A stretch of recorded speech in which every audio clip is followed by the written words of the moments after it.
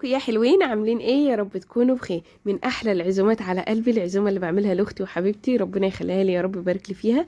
تعالوا اقول لكم عملنا العزومه دي ازاي بطريقه سهله وبسيطه، ما خدتش مننا وقت ولا مجهود، وعملنا اصناف كتير حلوه زي ما انتم شايفين. نقول بسم الله الرحمن الرحيم. واول حاجه ببداها بسلق البطايه بتاعتي او دكر البط حسب المتوفر عندك. بسلقه بالطريقه العاديه جدا جدا. بغلي الميه وبنزل فيها بالبطايه، والدهون اللي انا هضيفها كمان دي كانت جوه البطايه. وبديها رشه من الفلفل، ما بحطش ملح ولا اي حاجه، رشه بس من الفلفل. وبغطي عليها وبسيبها لما تدخل في السوا، يعني بغطي عليها وبسيبها شويه، وبعد شويه بقلبها على بطنها وبسيبها. ما بحطش الملح الا اخر ربع ساعه في التسويه، ما احس انها دخلت في التسويه بحط الملح اخر ربع ساعه. مش بحط الملح واطفي، لا بحط الملح وبسيبه. سبتها بقى على جنب تغلي كده مع نفسها. معايا حله ضفت فيها معلقه كبيره مليانه من السمنه البلدي، هنزل فيها بقطع من اللحمه. هعمل كباب حله خطير هتاكلوا صوابعك وراه. قطع من اللحمه، ويفضل اللحمه تكون فيها نسبه بسيطه من الدهون كده زي ما انتم شايفين، لان هي دي اللي بتسكره وتديله طعم حلو قوي. هشوح اللحمه في معلقه السمنه البلدي من غير اي حاجه لحد لونها ما يبتدي يتغير، اهو مع بعض واحده بواحده. ركزي في كباب الحله ده هتعمليه خطير جدا.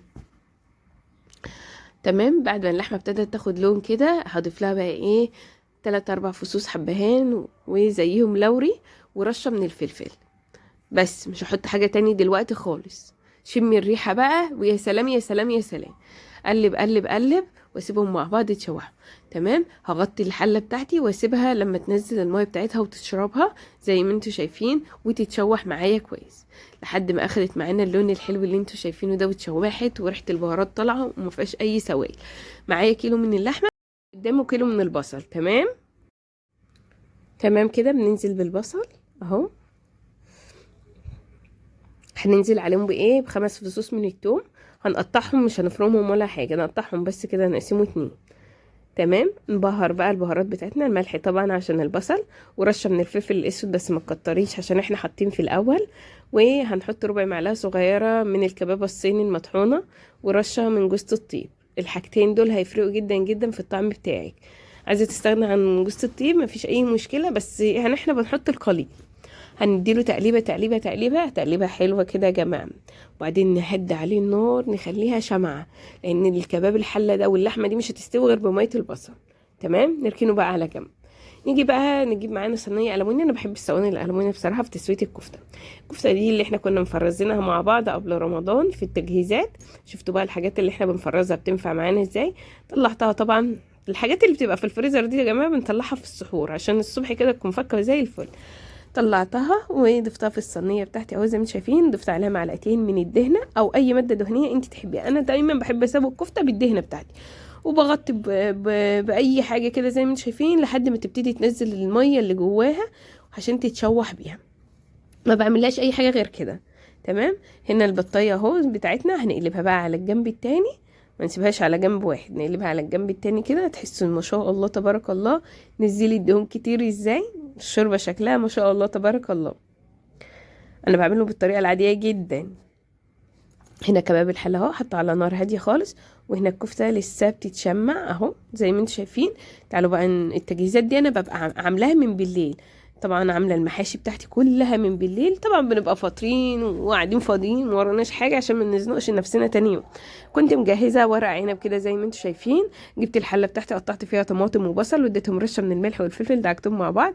جبت ورق العنب ابتديت ارصه كده زي ما انتم شايفين. كل التجهيزات اللي بتعمليها من بالليل بتسهل عليك العزومه تاني يوم. تمام. وكمان عامله محشي بتنجان نفس الخلطه، بصل وطماطم من تحت، وارص محشي البتنجان، وعاملين كوسه وفلفل. الحاجات دي بتسهل عليكي جدا جدا.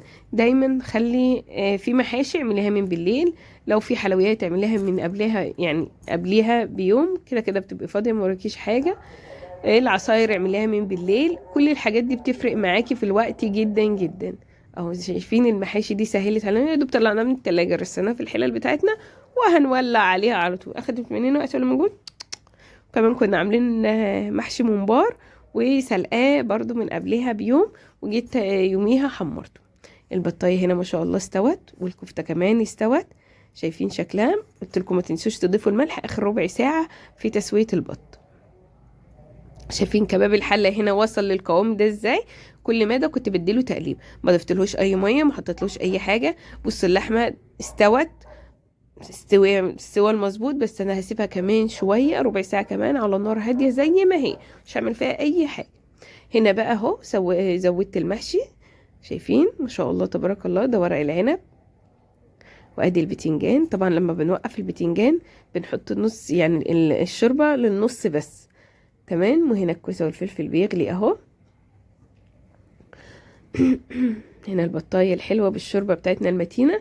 هنا كنت بغلي اللبن عشان هعمل طاجن رز معمر. طاجن الرز المعمر اهو زي ما شايفين، حطيت الزبده، ابتديت ان انا افردها في الطاجن، هنزل عليها بالرز. طبعا الرز ما بيتنقعش يا جماعه بتاع الرز المعمر، الرز بيتغسل بس ويتصفى كويس عشان ما يعجنش منك. تمام. عشان بسمع ناس كتير تقولك لازم يتنقع مش عارفه نص ساعه، مفيش يا جماعه الكلام ده والله. تمام. نزلت بالرز، اللبن بتاعي سخن طبعا وغلى، هنزل بيه كده زي ما انتم شايفين. هسيب شويه في الاخر، هضيف لهم الملح. طب انا سبت شويه ما ضفتوش عليه كله ليه؟ عشان لما بحط الملح بحس انه بيعمل تكتلات كده في اللبن، فاهمين انا اقصد ايه؟ بس قلبتهم شويه كده وضفتهم عليه وبس كده. لو عايزين مقادير الطاجن، يعني انا منزلاه الطاجن بمقاديره بكل حاجه على الصفحه. دول بسيبهم للاخر، بحطهم الرز بيتشمع. اخر حاجه بضيفها معلقه كبيره من الزيت، بتدي للرز يا لمعه وبتدي له وش حلو قوي في الفرن. بدخله الفرن على اعلى درجه حراره، بسيبه لما يستوي. هنا كباب الحله بتاعنا كان خلاص ما شاء الله تبارك الله.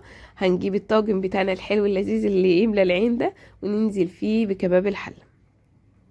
ادخله برضو الفرن لمدة 10 دقايق، ربع ساعة بالكتير، يسخن ويغلي كده وياخد نكهة الفرن وياخد لون من فوق، وبكده بيكون جاهز معانا. في الوقت ده حمرت الممبار، وكنت عاملة شيبسي، كنت عاملة حاجات كتير قوي هتشوفوها معايا. طبعا ما قدرتش اصور كل حاجة، بس هتشوفوا الاكل في الاخر كان عامل ازاي. وطبعا حمرت البطاية بتاعتي اهو زي ما انتم شايفين، وعملت سمبوسة طبعا في التوستر او الساندوتش ميكر اللي متغطي ده الرز معمر، مش عارفه كشفوش ليه.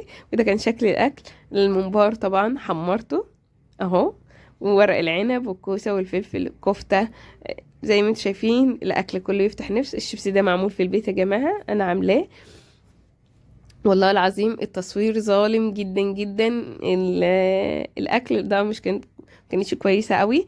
بس وتعالوا شوفوا بقى العصاير. العصاير اهو كنت عامله خروب وسوبيا ومانجا.